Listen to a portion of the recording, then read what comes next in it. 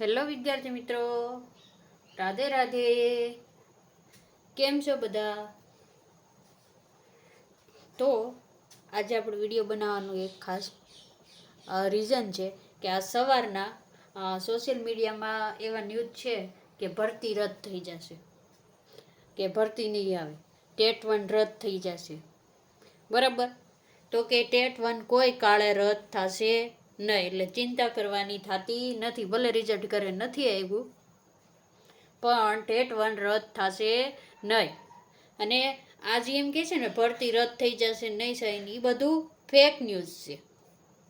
કારણ સત્તાવાર તમે વેબસાઇટ જોવો ને તો ક્યાંય એની પુષ્ટિ થતી નથી. કોઈ હોય કે જેણે ખોટો મેસેજ કરી દીધો હોય સોશિયલ મીડિયામાં અને પછી વાયરલ થઈ ગયું હોય. બરાબર? એટલે એની વેબસાઇટ ઉપર ભરતી રદ થશે એવું ક્યાંય હજી ઓફિશિયલી આવ્યું નથી. એટલે તમારે 15 તારીખે ફોર્મ ભરાશે એની તૈયારીમાં ડોક્યુમેન્ટ લઈને રહેવાનું છે. બરાબર? જો આ ન્યૂઝ ભરતી નથી થવાની ને એમાં રહેતા નહીં, પછી છેલ્લે તમારે ફોર્મ ભરવાની 15 તારીખે શરૂ થઈ જાય અને તમે રહી જાઓ. તમને બધાને ખબર છે 15/4/2026 ફોર્મ ભરાશે, કે છેલ્લી તારીખ એની છે 29/4/2026.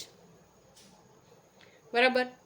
તો જ્યાં લગીન ઓફિશિયલી માહિતી ન આવે ને ત્યાં લગીન આવા ફેક ન્યૂઝ ઉપર આપણે કોઈ વિશ્વાસ કરવાનો થતો નથી ને આપણે આપણી પૂરી તૈયારીમાં રહેવાનું છે. અને 15 તારીખે 12 વાગે જ્યારે વેબસાઇટ ખુલે ત્યારે તરત ફોર્મ ભરવા પહોંચી જવાનું છે. 15 ન ભરો તો વહેલામાં વહેલી તકે 16-17 ભરી દેવું. કારણ કે જો તમે ફોર્મ ભરવા જાઓ ને ત્યારે તમને ખબર પડે કોઈ વસ્તુ ઘટે છે, કોઈ મિસ્ટેક છે સ્પેલિંગમાં, તો ફોર્મ ભરીને પાછું તમે સ્વીકાર કેન્દ્રમાં દેવા જાઓ ત્યારે જો કોઈ પ્રોબ્લેમ હોય તો તમારી પાસે 5 થી 6 દિવસનો ડોક્યુમેન્ટ કઢાવવાનો, એફિડેવિટ કરાવવાનો કંઈ ઘટ્યું તો ટાઈમ રહે. એટલે મારું માનવું એવું છે 15 જાહેરાત આવે 12 વાગે, તો 15 ને 16 તારીખ વધીને 17 તારીખ લગીનમાં તમારું ફોર્મ ભરાઈ જવું જોઈએ. અને 18 તારીખે બને કે 19 તારીખે પાછો રવિવાર પણ આવી જશે, તો જેટલું વહેલું બને ને એટલું તમારા જિલ્લા લેવલે જ્યાં સ્વીકાર કેન્દ્ર હોય ત્યાં આપી આવવાનું. બરાબર? હવે તમને એમ થશે શું આ બધું કોર્ટ મેટરના કારણે થઈ રહ્યું છે? તો કે જો અફવાઓમાં ઓફિશિયલી માહિતી આપણી પાસે નથી, પણ એમ પણ સંભળાઈ રહ્યું છે કે આ હજી આપણી કોર્ટ મેટર છે એ જે જૂન મહિનામાં ગઈ હતી એની હવે 16 એપ્રિલ આવેલી છે એવું કહે છે. બરાબર? હવે આ કેટલું સાચું ને કેટલું ખોટું આપણને ખબર નથી. એટલે જ્યારે 16 તારીખ આવશે ત્યારે જ ખબર પડશે. કોર્ટમાં કેસ હશે તો એનું તારીખ હશે તો દલીલો થશે અને કોર્ટ જે નિર્ણય આપે એ. બરાબર? પણ એના કારણે ટેટ 1 રદ ક્યારેય થાય નહીં. તો કે આ શું છે 16 એપ્રિલ કોર્ટની નવી તારીખ આપી છે એવું જો સોશિયલ મીડિયામાં જોવા મળે છે. આપણે નથી કહેતા હો. બરાબર? આ સોશિયલ મીડિયાના ન્યૂઝ છે કે 16 એપ્રિલ આપી છે. બાકી તમને મને બધાને ખબર છે આપણે જૂન મહિનામાં જજ સાહેબે કીધું હતું સમિતિ રચવાની છે અને બધું કમિટીની સમિતિ જીત્યો એ. બરાબર? તો એને કોઈ પુષ્ટિ નથી. અને આપણે વિડીયોમાં 2-3 કમેન્ટ પણ આવી હતી કે ઘણા મિસ્ટેક કરી હોય કે ફોર્મ ભરવામાં. તો કે ધોરણ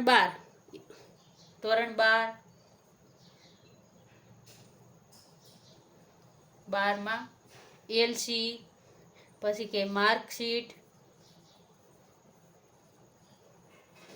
પછી કે પીટીસીની માર્કશીટ. બરાબર? બધે શું હોય ખબર? પિતાનું નામ હોય. શું હોય? પિતાનું નામ હોય. અને પછી જ્યારે ટેટ 1ની એક્ઝામ દીધી હોય ને, ફોર્મ ભર્યું હોય ને ટેટ 1નું, ત્યારે હસબન્ડનું નામ નાખ્યું હોય.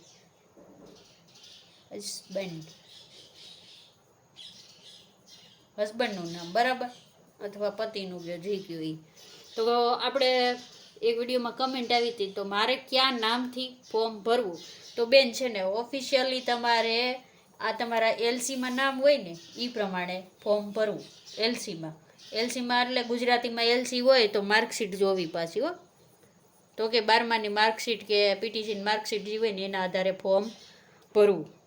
અને જો તમારા આધાર કાર્ડ ને પાન કાર્ડ ને બધામાં હસબન્ડનું નામ હોય અને માર્કશીટમાં પપ્પાનું નામ હોય તો તમારે એક એફિડેવિટ કરાવી લેવું, સાથે રાખવું.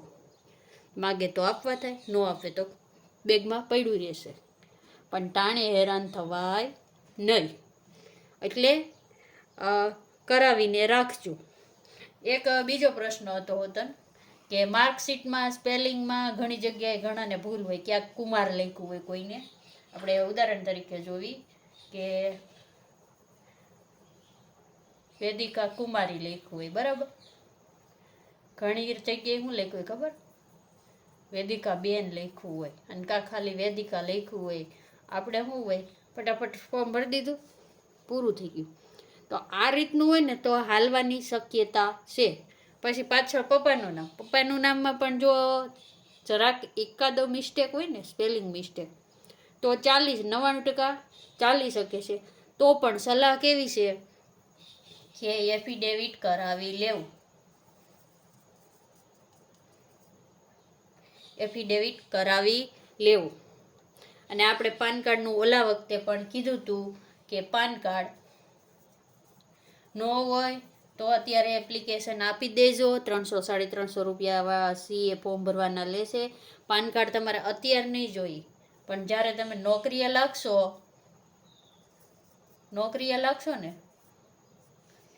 એટલે તરત પાન કાર્ડ જોશે.